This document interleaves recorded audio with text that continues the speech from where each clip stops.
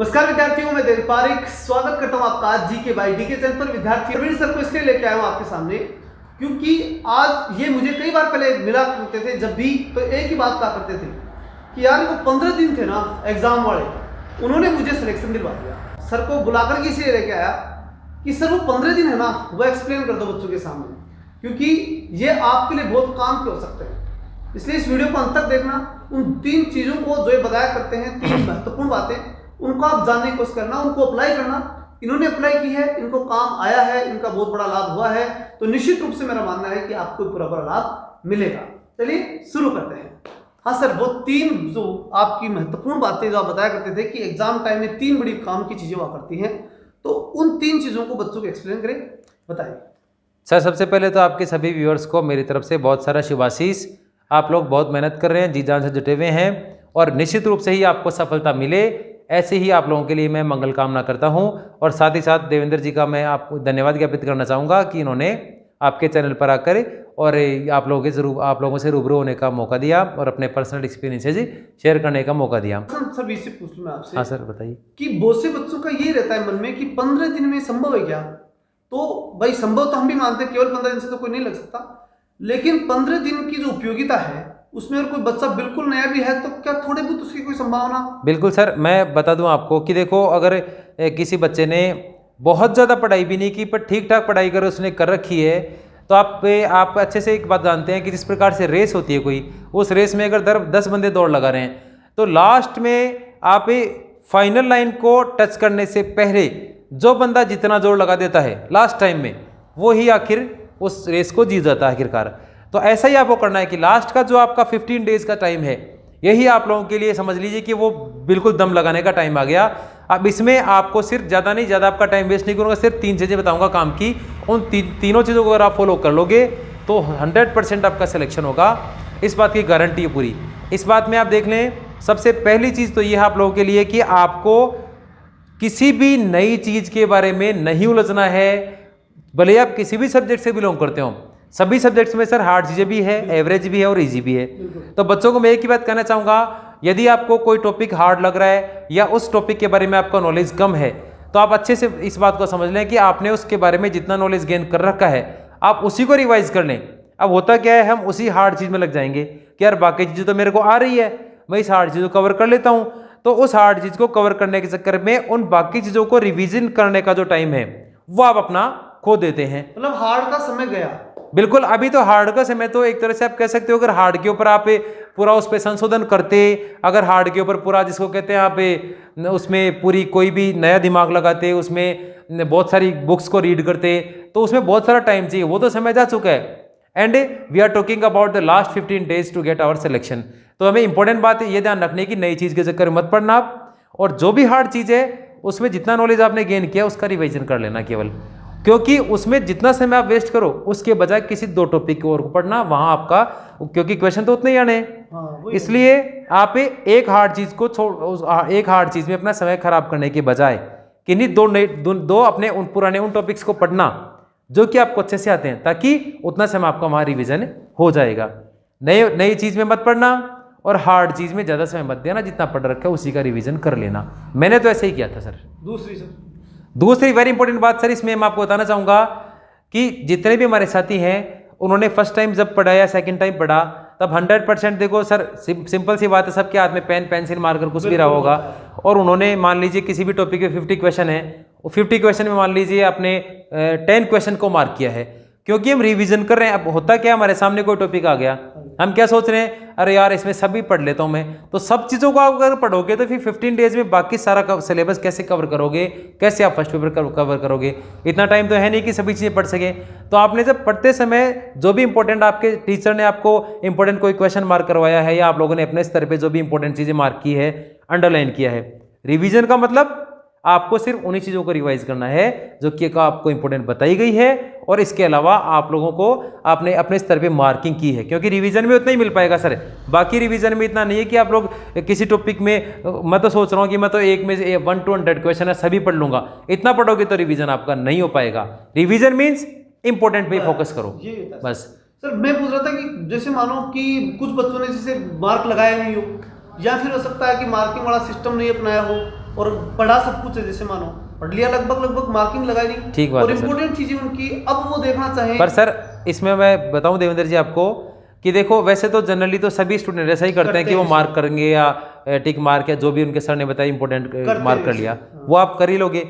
इसके अलावा जैसे अगर हम बात करें सर फर्स्ट पेपर की बात करें अगर, तो जैसे देवेंद्र जी के चैनल पे फर्स्ट पेपर में आप लोग भले चेक कर लेना, देवेंद्र जी के चैनल से बहुत सारे क्वेश्चंस फर्स्ट ग्रेड में बहुत सारे क्वेश्चंस पुट हुए थे। फर्स्ट ग्रेड में सिर्फ 2 क्वेश्चन ऐसे थे फर्स्ट ग्रेड के फर्स्ट पेपर में, राजस्थान जीके की हिस्ट्री जो मैंने पढ़ाई थी उस समय वो लगाए थे, बाकी सारे जो है वो प्रैक्टिस सेट में से अपने सारे क्वेश्चन पढ़े थे। तो वो सारे हमने जो सर बता रहे हैं ना सोल्ट, वो सोल्ट ही उठाए थे, जो छांटा था लास्ट हुआ था वो ही लिया था। और मैं आपको, मेरे को बहुत खुशी हो रही है इस बात को बताते हुए कि अभी आज मेरे को जानकारी मिली कि सर ने जो फर्स्ट ग्रेड के अंदर इंग्लिश का जो बैच चलाया था, फर्स्ट ग्रेड का जो यूट्यूब पे इनके चैनल के ऊपर, चैनल का नाम नीचे दे दिया है मैंने, वहां जाकर अंग्रेजी वाले जो है ना वो सब्सक्राइब जरूर कर लेना, क्योंकि वहां भी सेकंड ग्रेड का पूरा चल रहा है और आगे थर्ड ग्रेड का भी पूरा चलेगा। और इस समय वो शॉर्ट वाला सिस्टम ही चला रखा है सर ने, वो सारे क्वेश्चन मतलब जो काम के हैं, मतलब बिल्कुल देसी घी, वो आपको वहां पे मिलने वाला है। ठीक है, वो चीज बड़ी इंपॉर्टेंट है, वो जो हमने दी थी वो सर ने दी थी, और उसी को सेकंड ग्रेड, अब सेकंड ग्रेड में हमने चला रखा है, शाम का बैच आपके सामने, और सर ने भी जो है ना ये इंग्लिश वालों के लिए वहां पे पूरा बुक का वो सिस्टम चला रखा है, जो कि वेरी इंपॉर्टेंट क्वेश्चंस के मामले में। अब क्योंकि इस समय वो समय नहीं रहा, अब वो समय अगर अपन बात करें कि वो समय हो कि इसमें सब कुछ अब पढ़ ले, वो अब है नहीं। अब तो वही चीजें जो बताया ना देसी घी वाली, वही काम करेंगे अब तो देवेंद्र जी इसमें ऐसा है कि जैसे आपने जैसे मैं साथियों आपको बताना चाहूँगा, देवेंद्र जी अपने चैनल पे जो भी सेकंड ग्रेड का बैच लेकर आ रहे हैं फर्स्ट पेपर के लिए, तो भले ही मैं तो इतना और कहूँगा आपको कि आप जो भी टॉपिक्स आपके फर्स्ट ग्रेड में फर्स्ट पेपर, आपके सेकंड ग्रेड में फर्स्ट पेपर के लिए, वो सभी चीज़ें रिवीजन फेज चल रहा है सरकार, तो रिवीजन फेज में उन सब चीज़ों को रिवाइज कर लें, और कहीं से कोई क्वेश्चन, देखो 100% की तो गारंटी ले सकते, कुछ क्वेश्चन तो बाहर हो सकते हैं, पर सर ने जो रिवीजन फेज चला रखा है मुझे तो पक्का विश्वास है, क्योंकि रिवीजन फेज में से सर का जो इंपॉर्टेंट क्वेश्चन सर लेके आ रहे हैं उनमें से क्वेश्चन आएंगे ही आएंगे। और इंग्लिश वाले जो भी बंदे हैं उनके लिए ज़्यादा नहीं, सिर्फ 2 ही बातें बोलना चाहूँगा। मैंने फिलहाल अपने फर्स्ट ग्रेड में जो अपने चैनल पे जितने भी टॉपिक्स डाले थे फर्स्ट ग्रेड के, हालांकि ज़्यादा समय नहीं था मेरे पास, कुछ टाइम इशू था, इसीलिए मैंने जितने भी टॉपिक्स कवर करवाए थे उनमें से ज़्यादा नहीं, जितने टॉपिक कवर करवाए उसमें 25 क्वेश्चंस आए थे आपके 25, और इसका एक वीडियो बाकायदा मैं विद प्रूफ मेरे चैनल पे अपलोड भी कर चुका हूँ, आप वहाँ भी चेक कर सकते हैं। तो बिल्कुल जितना पढ़ाया उसमें से ही 25 आ गए थे, सारा मैं पढ़ा भी नहीं सका था सर, पूरा तो मैं सिलेबस अपलोड नहीं कर सका था, थोड़ा टाइम कम होने की वजह से।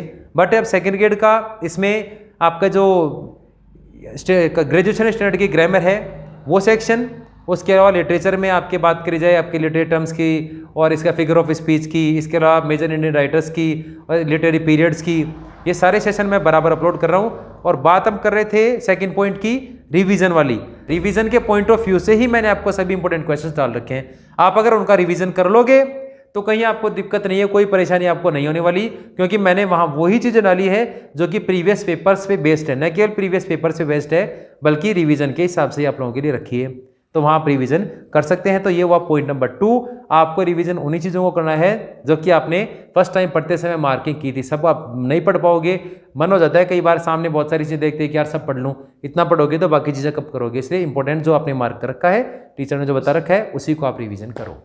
आखिरी पॉइंट जो आप मानते हैं वो बता दीजिए सर।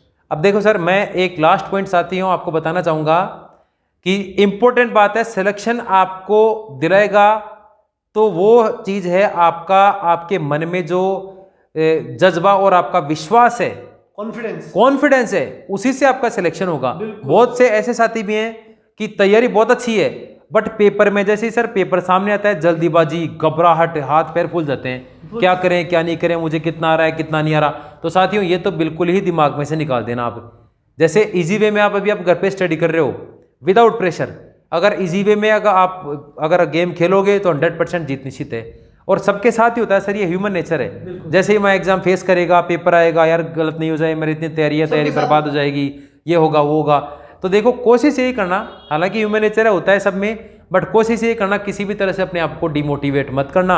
इसमें एक बात और है, कई बार हम कई तरह के ग्रुप से भी जुड़े हुए, किसी ने कोई क्वेश्चन डाल दिया, मेरे को वो नहीं आया, जबकि वो टॉपिक मैंने पढ़ लिया। अब मेरे मन में क्या हो गया, अरे यार ये क्वेश्चन तो आया नहीं, मैंने तो टॉपिक पढ़ लिया था। तो साथियों कोई दिक्कत नहीं है कि सभी चीज़ें आपको या सभी चीज़ें मेरे को आए, ऐसा पॉसिबल नहीं है। सभी कोई इतना विद्वान नहीं है, सभी अपने आप में लर्नर ही पूरा है। तो कोई नहीं जानता, बिल्कुल पूरा नहीं तो कोई नहीं जानता। गलत सबके होते हैं, इस बात को तो दिमाग से निकाल दो। और सबसे बड़ी बात, पढ़ते समय आपको डर लगेगा कि ये चीज टॉपिक तो मेरा आता ही नहीं है, तो डर अभी भी मत पालना। पढ़ते समय भी ये नहीं आता, कोई दिक्कत नहीं, छोड़ो, कोई दिक्कत नहीं है, सबको भी नहीं आएगा वो, ये मान के चलो।